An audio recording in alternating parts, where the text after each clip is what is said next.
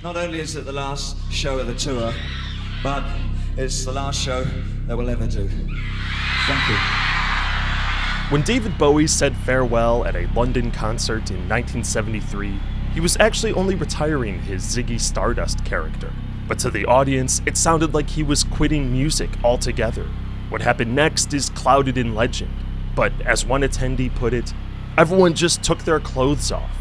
In a frenzied state of shock and despair, the crowd turned to mass sexual release. Quote, a lot of fluid was flying about. I'd never seen so many eggplant emojis in my life. While the reality of this moment is disputed, it paints a shocking portrait of the state of British rock music in the early 70s. During the last teen music craze, girls innocently chased the Beatles around London. But this sounds more like a dark pagan ritual. So what the heck happened? The answer is glam rock. Starting with a glitter-faced T-Rex and continuing with an array of sequence-laden, spandex-wearing, hypersexual rock stars, this new cohort of bands really could not have been more different from their hippie forebears. Glam not only revived rock music for a new generation, but it bridged the gap to punk and alternative. Of course, you don't push the boundaries of public decency without stashing a few skeletons in your closet, and we'll get to that too. So without further ado, here is glam rock. Not glam metal, that's a totally different thing, but glam rock, the gender-bending proto-punk movement that was hated by the press and criminally underplayed in the US. Let's dive in. So, a quick shout out to Simon Reynolds, who wrote this amazing history of glam rock called Shock and Awe. I'll be quoting from this a lot during the video. Secondly, occasionally our audio gets muted for copyright reasons, so if that happens, don't panic, turn on subtitles, the audio should be back soon. It's 1970, and UK record executives are concerned. For the last few years, the LP market has been thriving, driven by a maturing rock scene. However, the singles market was in decline. It had been 6 long years since the world screamed for the Beatles, and insiders worried that, quote, the coming demographic of teens and preteens would lose interest in pop altogether if nothing stepped in to supply their need for raw excitement, danceable beats, and visually stimulating heroes to lust after. Fortunately, their prayers would soon be answered.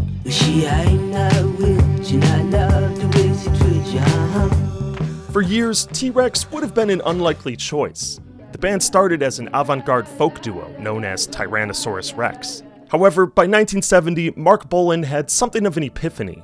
He parted ways with bandmate Steve Took and began to simplify the sound, inspired by rock before the British invasion. Yeah, Little Richard, Eddie Cochran was incredible.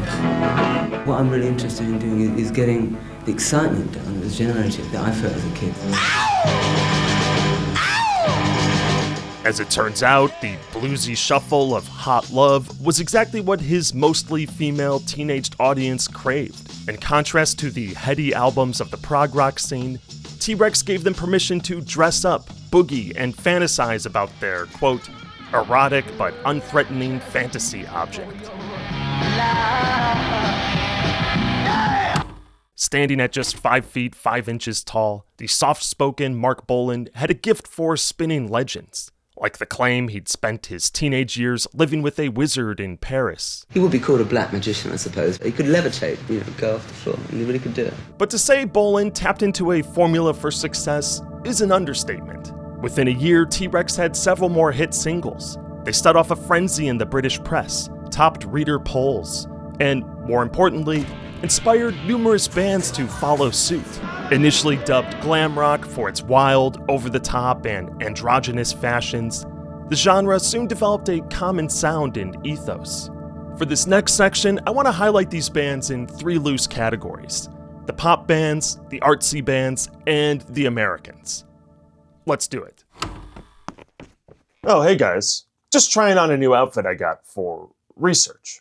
Here's another one. You might be wondering how I managed to afford these. Well, that's because I started managing my spending with today's sponsor, Rocket Money. If you're like me, it can be tough keeping track of all your purchases, not to mention free trials and subscriptions that slip through the cracks.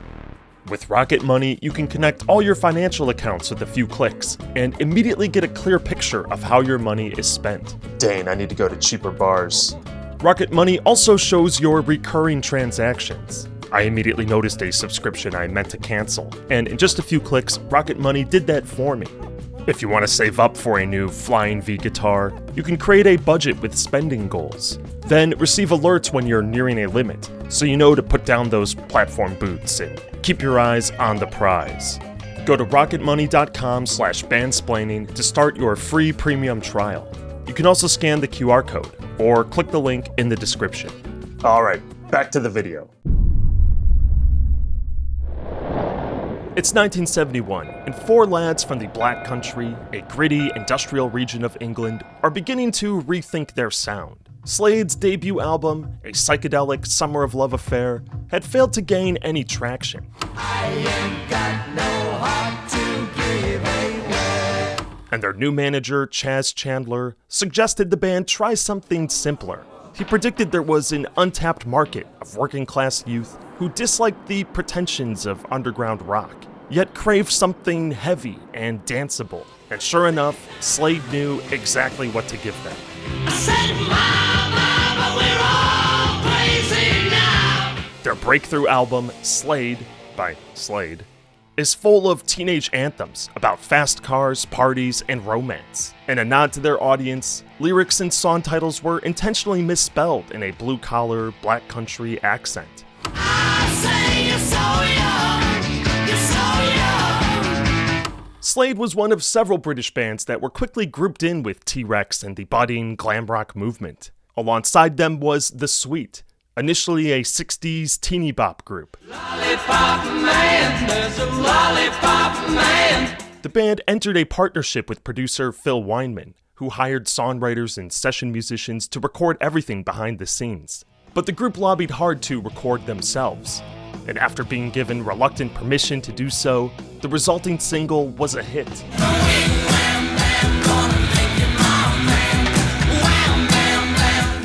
While their early music tended to follow this nursery rhyme formula, later songs were more hard rock. Another key glam rocker was Paul Gadd. As a vocalist, he had spent the 60s alternating between various rock styles without much success. It's alright, so nice you're all grown up. Paul predicted that British youth were craving a, quote, white disco sound. And when his friend Mike Leander had some extra studio time, the pair began to cook something up. Leander started with a simple drum loop, over which a bass line and improvised slide guitar were added. Little did they know, after adding some hand claps and shouts, they recorded one of the most recognizable sports anthems.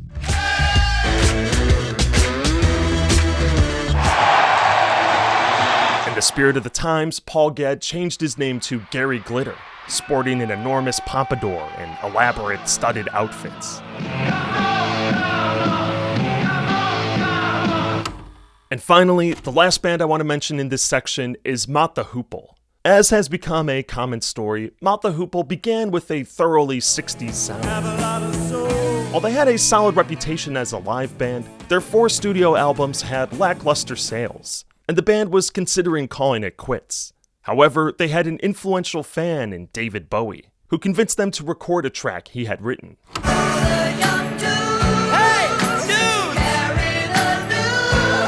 All the Young Dudes not only revived Mott the Hoople's career, but it became something of a glam rock anthem. And there's one particular lyric I want to highlight that I think helps explain why. And my brother's back at home with his Beatles and his Stones. We never got it off on that revolution stone. What a drag. Too many snags. For one, we get a solid line drawn at where the glam rock generation begins. It's the hippies' younger sibling. Those who were too young to have understood the social upheaval and political awakening of the 1960s, but who are now living in its messy aftermath. The glam rocker sees their older brothers' tie-dye and Birkenstocks as kind of a played-out fad. Secondly, there's the word revolution. For many bands in the 60s, as well as artists, filmmakers, and writers, there was a real feeling of a coming revolution. If not a political one, then a psychedelic revolution, a sexual revolution. But for the glam rocker, revolution was, at worst, a fruitless endeavor, and at best, a synonym for partying. Gonna need no revolution, just to get the good time masses today. Rebel, rebel, put on your dress. Come join the revolution, get yourself a constitution. And this is part of what made glam rock so despised by music critics at the time. Glam rockers seemed to be pouring cold water on the whole counterculture ethos. Instead of the noble pursuit of truth and authenticity, natural remedies, body hair, nudity, the glam rock motto was, as Simon Reynolds put it, "Gimme some untruth, plastic outfits, fast cars, invented personas, and fame for the sake of being famous." Some critics went as far as to blame glam rock for the conservative shift in politics, for, quote, burying Woodstock and all of its lofty ideals. And while I'll grant that Wigwam Bam doesn't quite inspire social action like Bob Dylan, I think this misses a key point. Beyond the radio hits, there were in fact many glam rock artists who made some really cool, daring, and provocative albums. And that's what we'll be covering now. It's 1971, and a diverse group of musicians have been practicing in London, including a school teacher, a metal worker, 2 recent art school grads, and an aspiring prog rock guitarist. What they had in common is they had responded to Bryan Ferry's ads in Melody Maker to form a, quote, avant rock group. The band, soon named Roxy Music after the common movie theater name, really shows how glam rock drove the needle forward. Their first single, Virginia Plain, features a staccato piano and choppy dance beat that's surprisingly modern sounding. Bryan Ferry's ironic and quirky vocals sound like new wave, years ahead of its time. And the song ends with a synthesizer part by band member Brian Eno that still sounds like it could fit in an indie rock song today.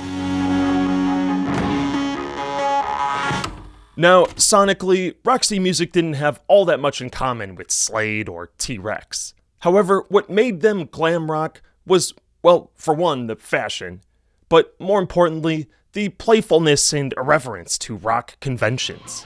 The chorus of the track, Remake, Remodel, features the band chanting CPL 593H, the license plate to a car Bryan Ferry saw a hot lady driving. Or take the song In Every Home a Heartache, a brooding, funeral-like meditation that turns out to be an ode to a sex doll. Your body.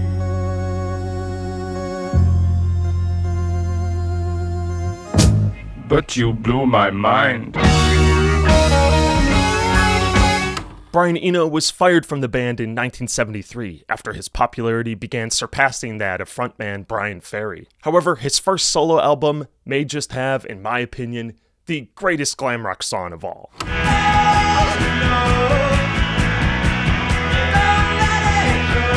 Go check the whole thing out. For those who only know Brian Eno for his later music, seeing him in androgynous fashion might be surprising. The reason I wear makeup, I guess, is simply because I think I look better with it than I do without. Looking at glam rock today, it's tempting to view it as an early expression of gay or trans politics. But the reality is more complicated. While there was certainly an element of subversion and freedom, many glam rock stars, including Eno, identified as heterosexual, and in fact found that glam fashion made them pretty popular with the ladies. However, one rocker who did make his alternative sexuality a focal point was David Bowie. In 1971, David Bowie was at a low point. It had been 3 years since releasing his one and only hit, Space Oddity, and Bowie was veering towards the dreaded status of one-hit wonder. However, Bowie had a few things going for him. His good looks and charisma, his ability to adapt, and perhaps most importantly, his new manager, Tony DeFries. The pair devised a total relaunch of Bowie's image. Rather than create a rock star, they'd convinced the public he was one already. After some trial and error, some red hair dye, and custom outfitting, Ziggy Stardust was born. I wanted to define the archetype Messiah rock star, and I used the trappings of kabuki theater, mime technique, fringe New York music, Velvet Underground. But the final bit of fuel to light the publicity fire was a carefully planned line in a feature for Melody Maker. In the interview, Bowie states, "I'm gay, and always have been." Being that homosexuality was just decriminalized in the US and UK some 5 years earlier, it's no surprise that a pop star coming out would be polarizing. For many public figures, it would be career-ending. But for Bowie, it made him even more of an enigma. Rumors and questions have arisen about David, such as who is he, what is he, where did he come from, is he a creature of a foreign power, crazy, sane, man, woman, robot, what is this? I'm an alligator. I'm a mama, father calling for you. The Rise and Fall of Ziggy Stardust and the Spiders from Mars was a loose concept album about an alien rock star sent to save Earth from an impending apocalypse. Freak out in a moon age daydream, oh yeah. Before getting wrapped up in stardom and self-destructing.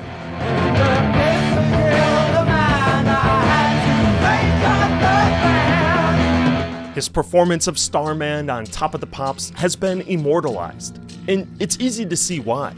The way he invites the audience into his far-out world with a wry smile, and his affectionate embrace of guitarist Mick Ronson during the chorus. Let the children use it.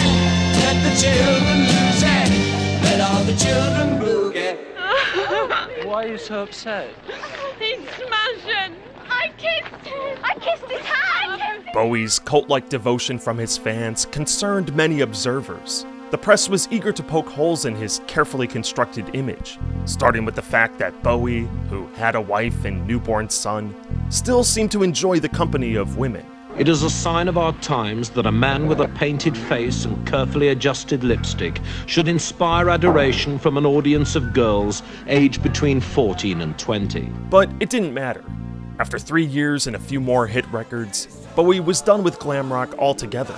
He was off to America to record a soul record. It's worth wondering, though, what the beat age will spawn next, when someone like David Bowie isn't even freakish enough to shock us anymore.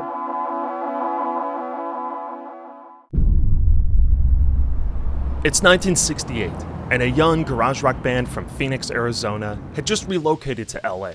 They found a home in the city's freak scene, the more cynical alternative to San Francisco, and they just scored a recording contract from none other than Frank Zappa. The band was called Alice Cooper. Help me, help, please, help me, please. Originally the name of the band before it was adopted by frontman Vincent Furnier, Alice Cooper introduced chaotic theatrics into their stage show, including feathers and fire extinguishers, or at this show, a live chicken. Of course, this sound is not what Alice Cooper is best known for today. That change came in 1970 when the band linked with producer Bob Ezrin, who encouraged them to simplify their music. The first track they worked on together would become their breakthrough, I'm 18. I'm 18 and I like it.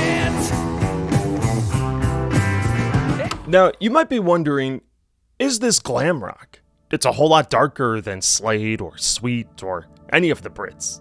But Alice Cooper was similar in a few key ways.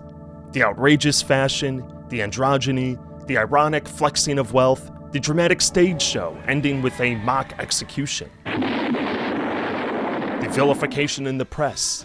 Alice Cooper even had their own faux teen revolution anthem.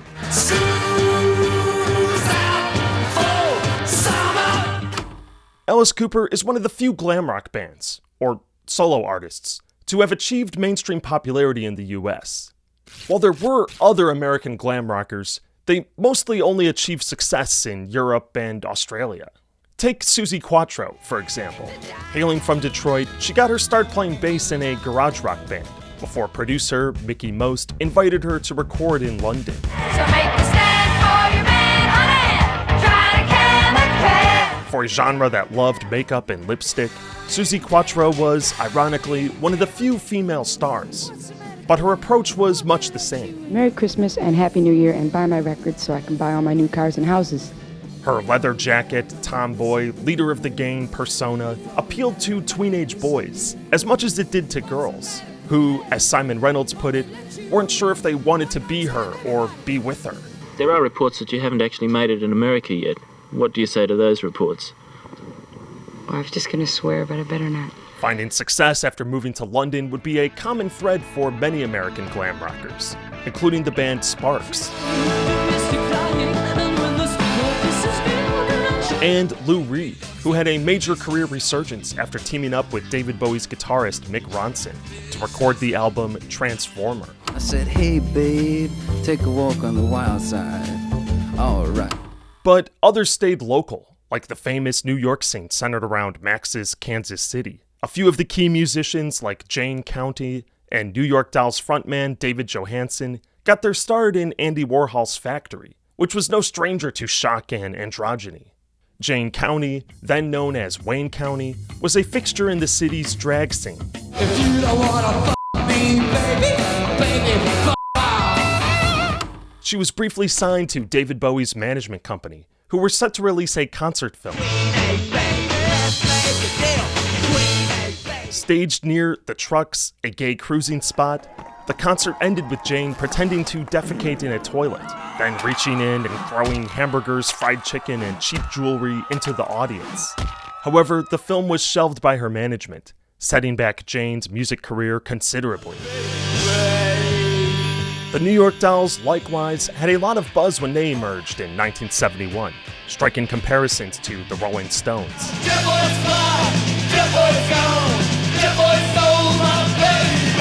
Notorious for living the rock and roll lifestyle offstage as much as on, the New York Dolls embraced a sloppier, trashier version of glam, emblematic of the city they came from.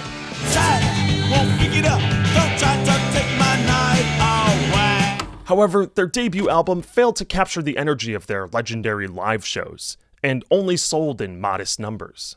While the New York Dolls proved too raunchy for mainstream America, they did inspire another New York band who kept the makeup and onstage theatrics, but ditched some of the more controversial aspects. Kiss is, arguably, the one other glam rock band besides Alice Cooper to make it in the US. But I think it's kind of a stretch to call them glam rock. I mean, maybe early glam metal, like Poison and Motley Crue. I don't know. Tell me what you guys think. While a few singles did break through on US radio, like Bana Gone and Ballroom Blitz, British glam rockers, by and large, saw their forays into the US as failures. I actually want to break this out into a whole separate video, covering all the major British genres that failed to cross over, call them the failed British invasions. If you'd like to see that, drop a comment, it'll inspire me. But I will give my main theory now. The almighty T-Rex! Glam rock was a larger-than-life phenomenon. In Europe and Australia, it was fueled by its constant coverage on TV, salacious headlines, and a youth fashion movement that united its fans. But in the United States, there was no single dominant youth culture. Rock audiences were fragmented across hard rock, progressive rock, southern rock, singer-songwriters, soul, funk, and country. While there were glitter fans, they were simply too spread out to fill a stadium. When bands like Slade, T-Rex, and even David Bowie first came to the US, they struggled performing in half-filled rooms. It was a very strange experience, Slade frontman Noddy Holder told Guitar World. Half the audience was out of it. They were just stoned out of their trees. The audience just didn't have any energy. Now, contrast this with the UK, where glam rock shows were akin to a religious experience. At one T-Rex show in Lincolnshire, 33 fans reportedly fainted in exuberance. At Ziggy Stardust's final concert, well, you already heard that story. Do you get fan mail?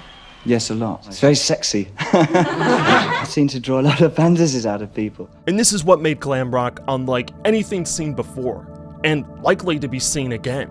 By creating mega superstars with a messianic hold on their audience, glam rock shattered taboos and gave alienated youth a sense of belonging. But in today's world, the relationship between celebrities and their fans, especially younger fans, is viewed very differently. At the peak of his fame, Gary Glitter's home was constantly surrounded by teenaged fans, hoping to get a glimpse of him. At some point, he started inviting them inside. And, well, years later, he's been charged with a litany of crimes I'm not supposed to say on YouTube, and currently sits in prison. Gary Glitter's actions are his own, and obviously do not reflect on other glam rockers. But his case does highlight how dramatically attitudes have shifted since the 1970s, and the stricter boundaries that are now enforced between performers and their audiences. But hey, let's not end on that note. When reading about glam rock's ironic embrace of commercialism and cultural cliches, it reminded me of another musical movement on the opposite side of the world, Tropicalia. And sure enough, in 1975, Brazilian rocker Rita Lee put out what is now one of the most beloved glam rock albums. If you want to hear more about that, head to Patreon. We'll have a follow-up podcast coming very soon. Also, if you do want to see a sequel about failed British invasions, please like this video, subscribe, help it gain traction so I can justify the sequel. Thank you to our sponsor, and of course, as always, to our patrons. See you guys.